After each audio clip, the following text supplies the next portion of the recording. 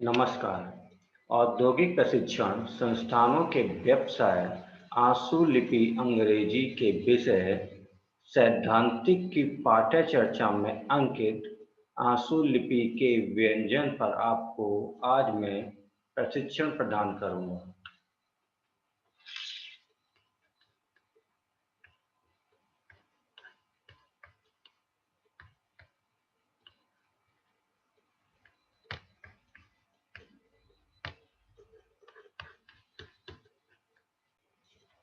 The consonants.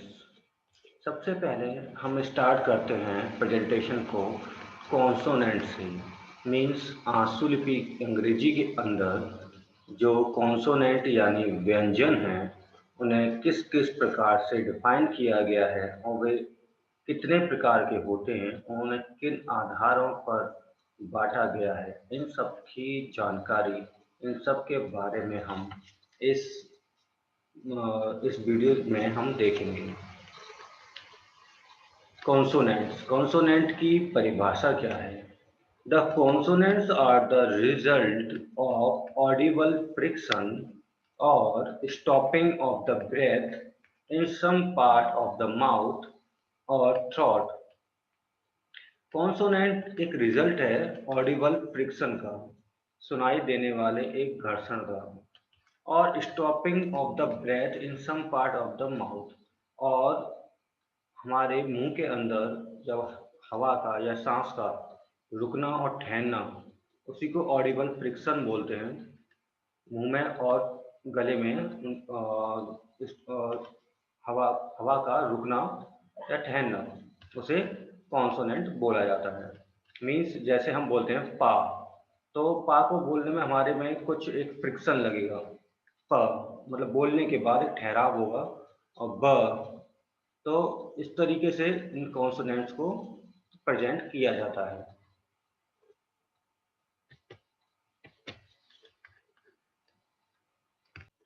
Next है form of consonants.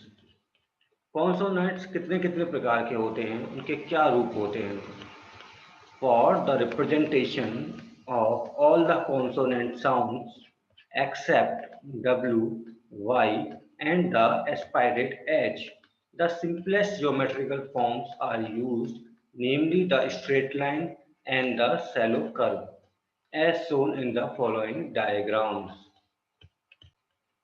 जो consonants हैं उनमें स्टेनो के अंदर जितने भी कॉन्सोनेंट्स होते हैं उनमें से W, Y और H को छोड़कर जितने भी कॉन्सोनेंट्स हैं उन्हें ज्योमेट्रिकल फॉर्म्स से बनाया जाता है। जो सिंपलेस्ट, सबसे सिंपल ज्योमेट्रिकल फॉर्म्स होती है उससे उन्हें बनाया जाता है।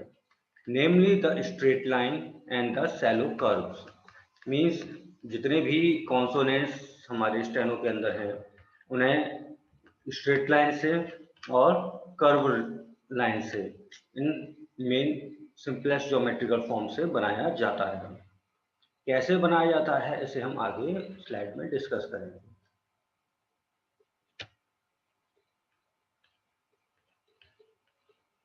सीधी रेखा से बनने वाले कॉन्सोनेंट्स के बारे में जब हम डिस्कस करते हैं तो वो इस प्रकार से अलग अलग एंगल्स पर या अलग अलग कोणों पर बनाए जाते हैं।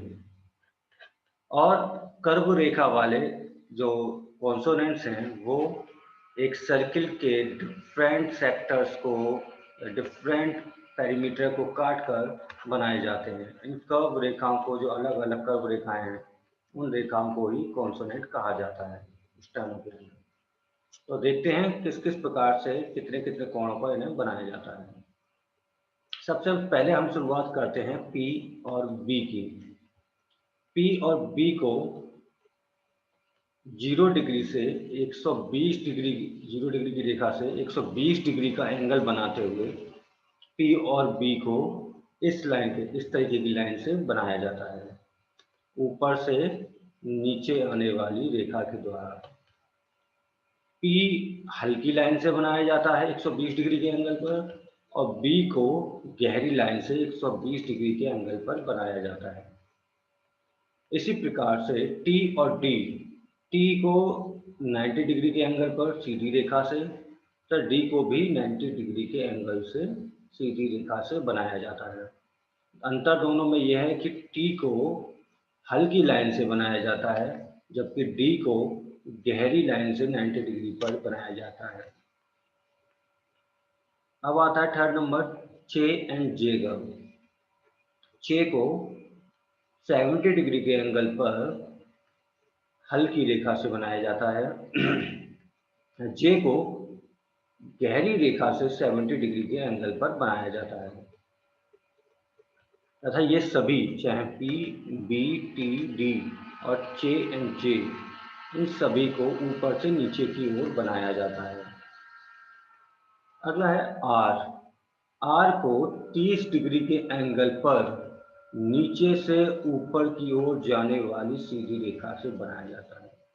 इन सब में आर ही एक अलग है जो नीचे से ऊपर की ओर बनाया जाता है तथा इसे हल्की लाइन से ही हमेशा बनाया जाता है, इसे गहरी लाइन से नहीं बनाया जाता, जबकि इन सब में गहरी लाइन्स भी होती हैं।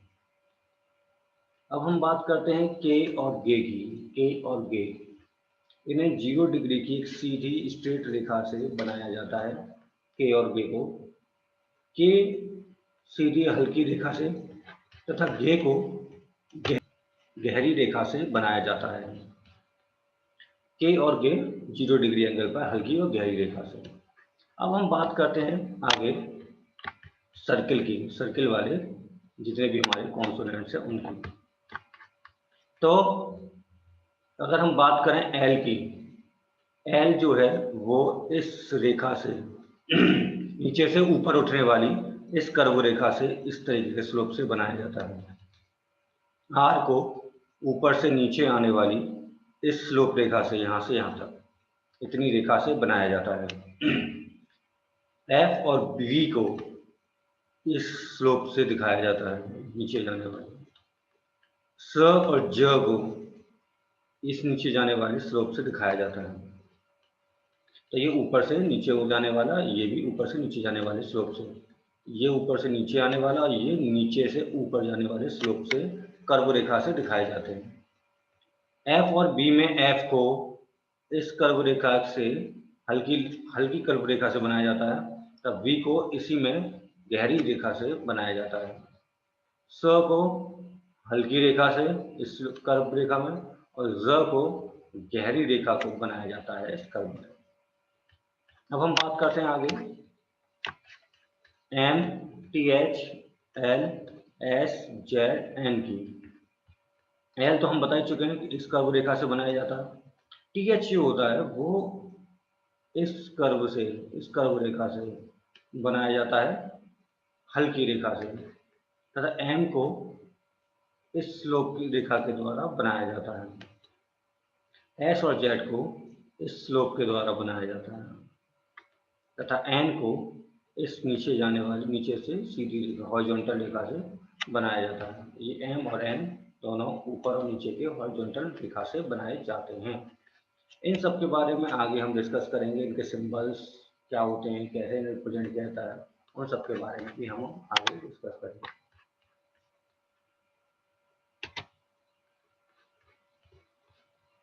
अब अगला है arrangement of groups. In consonants के जो अलग अलग ग्रुप्स हैं उनको किस प्रकार से अरेंजमेंट किया जाता है, उन्हें अलग अलग ग्रुप्स में रखा जाता है और वो किस प्रकार से ग्रुप के अंदर रखे जाते हैं, इसके बारे में हम डिस्कस करेंगे।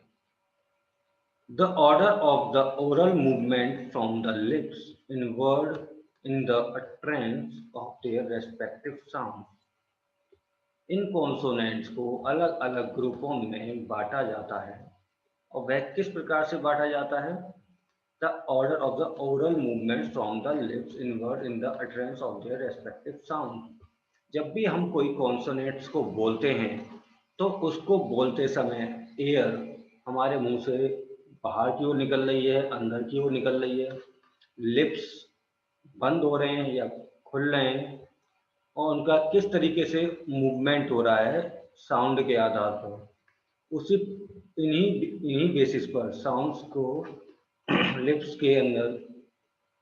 से बोलने पर किस प्रकार का साउंड होता है, इसी के बेसिस पर डिफरेंट प्रकार के ग्रुप्स ऑफ कॉन्सोनेंट्स बनाए गए हैं। क्लासेस ऑफ कॉन्सोनेंट्स, अलग अलग प्रकार की कॉन्सोनेंट्स को अलग अलग ग्रुप में रखा गया है और इन ग्रुपों को अलग अलग नाम से पुकारा जाता है। वो किस प्रकार से हैं? The first 8 consonants represented by straight strokes are called explodants। जो 8 शुरू के सीधी लाइन वाले, अभी मैंने आपको चित्र में कॉन्सोनेंट्स दिखाए थे, उन 8 कॉन्सोनेंट्स को एक्सप्लोडेंट्स बोला जाता है। पी, वी, टी, डी, चे, जे, के, गे, आर, इन सभी को एक्सप्लोडेंट कहा जाता है। ये सीधी रेखा से बनाए जाते हैं। एक्सप्लोडेंट क्यों कहा जाता है? क्योंकि जब इन कॉन्सोनेंट्स को बोला जाता है तो हमारा मुंह जो पहले एकदम से बंद होता है उसे एकदम से खोला जाता है। जैसे पी, बी, तो एक्सपेल होता है, एक्सप्लोड होता है, मीन्स बंद जो हमारा मुंह है वो एकदम से खुलता है और एक्सप्लोड भी करता है। पी, बी, तो इसलिए इन्हें एक्सप्लोडेंट्स बोला जाता है। अगला है the next 8 represented by upright और स्लोपिंग कर्व्स आर कॉल्ड कॉन्टिन्यूएंट्स। जो अगले 8 कर्व रेखाएं मैंने आपको बताई, एफ, वी, ये सब जितने भी हैं ये सब कॉन्टिन्यूएंट्स कहलाते हैं। चाहे ऊपर से नीचे जाने वाले हों, चाहे नीचे से ऊपर से नीचे आने हों, चाहे नीचे से ऊपर जाने वाले हों। इन्हें कॉन्टिन्यूएंट्स इसलिए बोला जाता है क्योंकि इन्हें बोलते समय हमारे होठ ओपन रहते हैं और हवा का पूरा फ्लो होता रहता है। जैसे फैन, वैन, तो ये वैन, तो हमारा मुंह पूरा खुला हुआ है और इसमें से पूरी वॉइस बाहर आ रही है और कॉन्टिन्यूएंट आ रही है। Fan, van, means F, V वगैरह ये सारे जितने भी कॉन्सोनेंट्स हैं जिन्हें कर्व रेखाओं से बनाया जाता है वो कॉन्टिन्यूएंट्स कहलाते हैं। अब है द नेसल्स, थर्ड जो कैटेगरी है कॉन्सोनेंट्स की। पहला एक्सप्लोडेंट हो गया, दूसरा कॉन्टिन्यूएंट्स, तीसरा है the nasals. The nasals represented by a horizontal curve are produced by closing the successive barriers in the mouth against the outgoing air stream so that it has to escape through the nose। Means nasals जो होते हैं उन्हें horizontal curve रेखाओं के द्वारा बनाया जाता है। जैसे मैंने अभी आपको एम, एन ये कर्व रेखाएं दिखाई थी, उन सबको नेसल्स बोला जाता है। ये जो होते हैं इनमें हमारा बोलने के साथ साथ, इन शब्दों को बोलने के साथ साथ ये हमारे मुंह से होकर भी और नाक से होकर भी बोले जाते हैं। दोनों प्रकार से इनका उच्चारण किया जाता है, तो इसलिए इन्हें नेसल्स हुआ, तो नाक से फ्लो होने की वजह से एयर स्ट्रीम का इन्हें नेसल्स हुआ। जैसे एन, मैन, मैं, नोज, ये जो होते हैं ये नेसल्स नाक के थ्रू भी एयर को फ्लो करते हैं।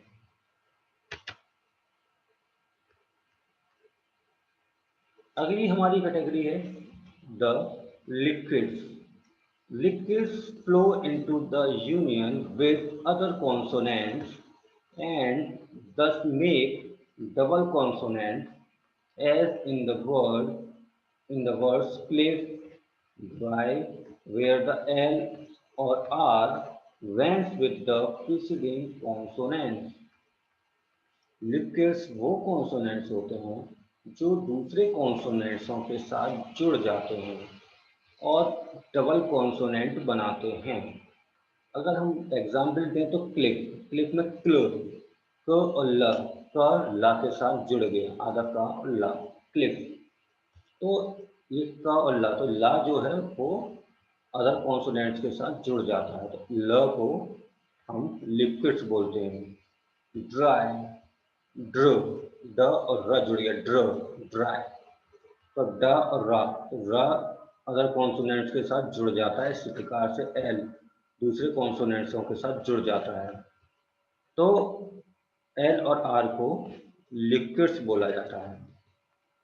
अगला है कॉलिसेंट। कॉलिसेंट प्रीसीड बॉबल्स एंड कॉलाइज एंड और यूनाइट विद देम। ये बॉबल्स के साथ, ये बॉबल्स को कॉलिसेंट जो होते हैं वो आसानी से बॉबल्स को अपने साथ जोड़ लेते हैं। कोई भी डिफ्थोंग, ट्राइफोन्स या बॉबल से रिलेटेड कोई भी जो साउंड आ रहा है उन्हें अपने साथ जोड़कर बनाते हैं। The aspirate is a breathing upon a following vowel.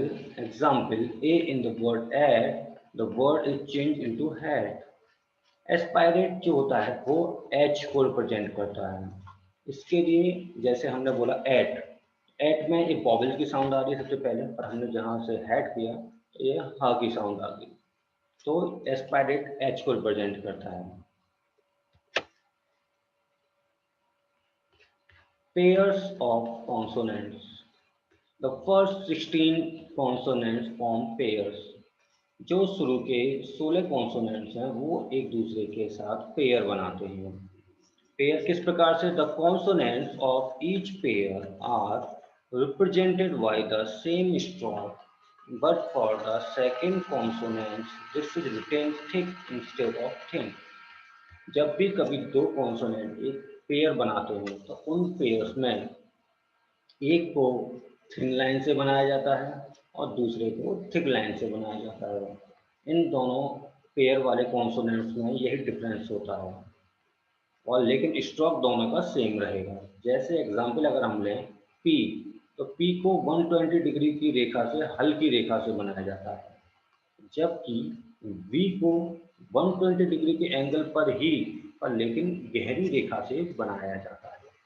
इसी प्रकार से टी को 90 डिग्री के एंगल पर सीधी रेखा के हल्के पॉइंट से बनाया जाता है, जबकि डी को 90 डिग्री पर गहरी रेखा से बनाया जाता है। एफ कर्व रेखा की बात करें तो एफ हल्की लाइन से इस प्रकार के कर्व रेखा से बनाया जाता है। वी को गहरी लाइन से इस प्रकार की कर्व रेखा से बनाया जाता है। तो ये कुछ कॉन्सोनेंट्स मैंने आपको बताया, 16 कॉन्सोनेंट्स हैं इस प्रकार के जो एक दूसरे के साथ पेयर बनाते हैं, और उनमें पेयर बनाने के बाद डिफरेंस यही होता है कि हल्की और गहरी रेखाओं के द्वारा ही इनमें अंतर किया जा सकता है। अब हम अगर बात करें कि ये इन्हें किस प्रकार से कैटेगराइजेशन किया जाता है, तो सबसे पहले हम बात करते हैं पी, जो कि मैं आपको दिखा चुका हूँ 120 डिग्री के एंगल पर इस तरीके से बनाया जाता है हल्की रेखा से, बी को गहरी रेखा से, टी को हल्की रेखा से, डी को 90 डिग्री पर गहरी रेखा से, चे को 70 डिग्री के एंगल पर हल्की रेखा से, जे को गहरी रेखा से, के को हल्की रेखा से और गे को गहरी रेखा से। इस प्रकार से इनके ये शब्द दिए हुए। पी से बनेगा पोस्ट, बी से बनेगा बोस्ट, टी से टिप, डी से डिप, चे से चेस्ट, जे से जेस्ट, के से केन, गे से गे। इस प्रकार के ये सभी जो डिविजन्स हैं ये एक्सप्लोडेंट्स कहलाते हैं, जितनी भी सीधी रेखा वाले वॉवेल्स हैं, सॉरी कॉन्सोनेंट्स हैं। अब अगला है जे के, हमने तो बताया आपको के का, गे का गे, ली। एफ कर्व रेखा ये वाली होती है, इसे गहरी रेखा को बी से रिप्रेजेंट करते हैं। ये थ होता है, ये द होता है गहरी रेखा वाला, हल्की रेखा वाला स, तो ये ज गहरी रेखा के लिए। ये सभी कॉम्पोनेंट्स कहलाते हैं। इनके एग्जाम्पल दिए हुए हैं किस प्रकार से इनका यूज किया जाता है।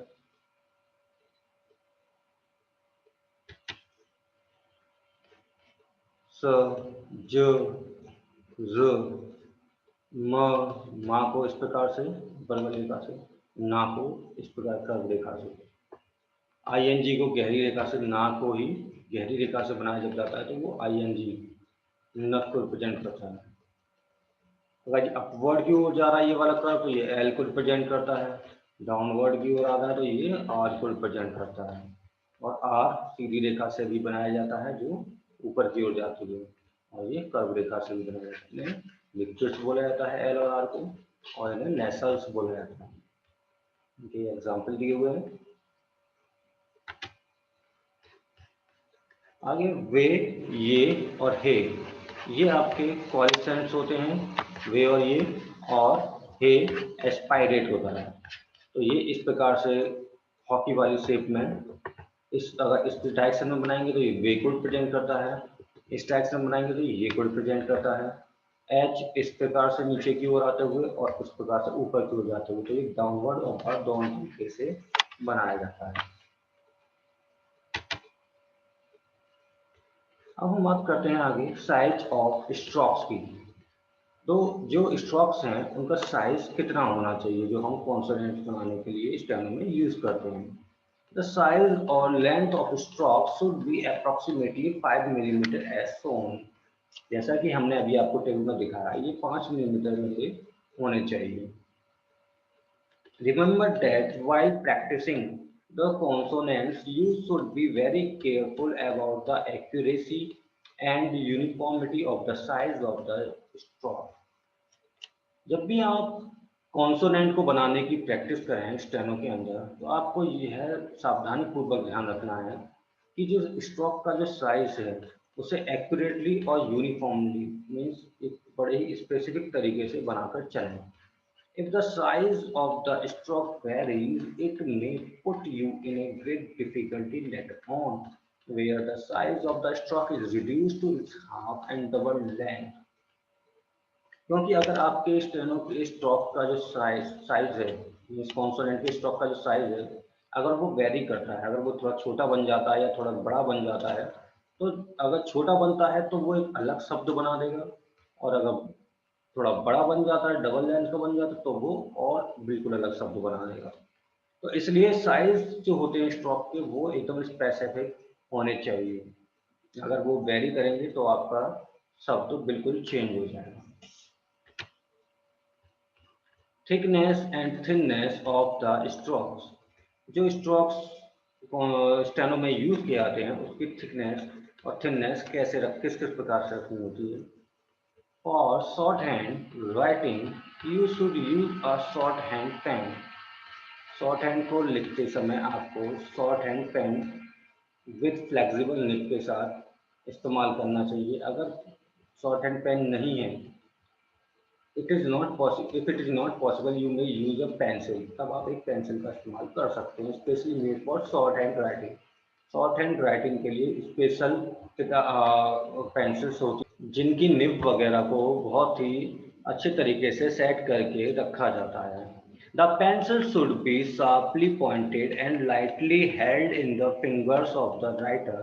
शॉर्ट हैंड की जो पेंसिल है उसे शार्पली पॉइंटेड होनी चाहिए और लाइटली बहुत हल्के तरीके से राइटर के हाथ में लगी हुई होनी चाहिए। द हैवी और thick strokes should be written with your normal. Heavy और थिक स्ट्रोक्स इसके अंदर लगाए जाते हैं। You might have observed in the consonants table that PT, CH, FTH, S, SH, KM, NL, RY, WH are the light stroke। इन्हें light तरीके से light stroke से बनाया जाता है स्टेनो के अंदर। B, D, J, V, Th, Z, G और NG are the heavy strokes। ये heavy stroke से बनाए जाते हैं स्टेनो के अंदर। जॉइनिंग ऑफ स्ट्रोक्स, इन स्ट्रोक्स को जोड़ा कैसे जाता है आपस में। Joining of consonants is necessary for making the words. दो कॉन्सोनेंट्स को जोड़कर ही किसी शब्द को बनाया जाता है। Joining of stroke means to write two और मोर कॉन्सोनेंट स्ट्रोक्स टुगेदर। किसी भी वर्ड को बनाने के लिए कई सारे शब्दों को जोड़ना पड़ेगा, कई सारे अक्षरों को, उसके लिए हमें स्ट्रोक्स को जोड़ना आना चाहिए। विदाउट लिफ्टिंग द पेन और पेंसिल, बिना पेंसिल उठाए और पेन उठाए। इसके रूल्स क्या हैं? रूल्स फॉर जॉइनिंग स्ट्रोक्स को जोड़ने के रूल्स क्या हैं? पहला है while joining the strokes the pen or pencil should not be lifted। जब भी हमें कभी एक के बाद दूसरे स्ट्रोक को बना रहे हैं तो हमारी पेन और पेंसिल नहीं उठनी चाहिए। The second stroke should be written at the end of the first stroke. जहाँ पहला खत्म हुआ स्ट्रोक उसी के आगे दूसरा स्ट्रोक की शुरुआत हो जानी चाहिए, और जहाँ दूसरा खत्म हुआ उसके आगे तीसरे की शुरुआत हो जानी चाहिए। The third stroke should be written at the end of the second stroke and so on. इसी प्रकार से स्ट्रोक्स को जोड़ा जाता है। When strokes are joined to each other, they must be written in the same direction as and when standing alone.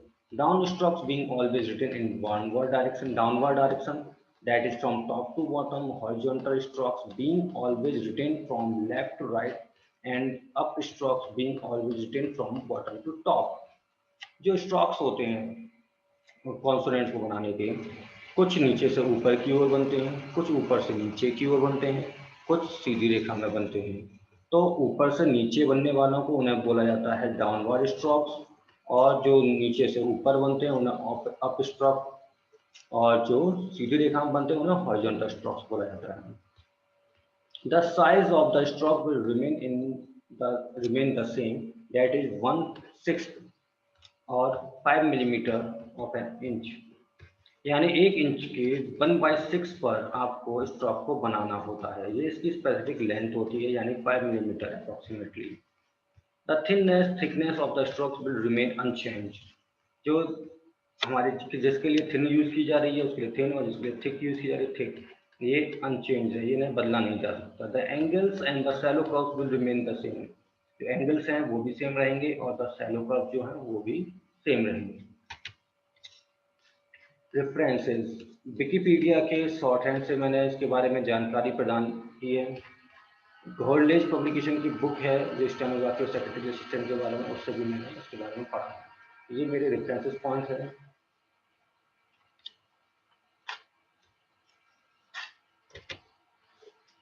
आज मैंने आंसुलिपि के व्यंजन पर आपको प्रशिक्षण प्रदान किया। आशा है आपको यह प्रशिक्षण भविष्य हेतु मददगार हो। धन्यवाद।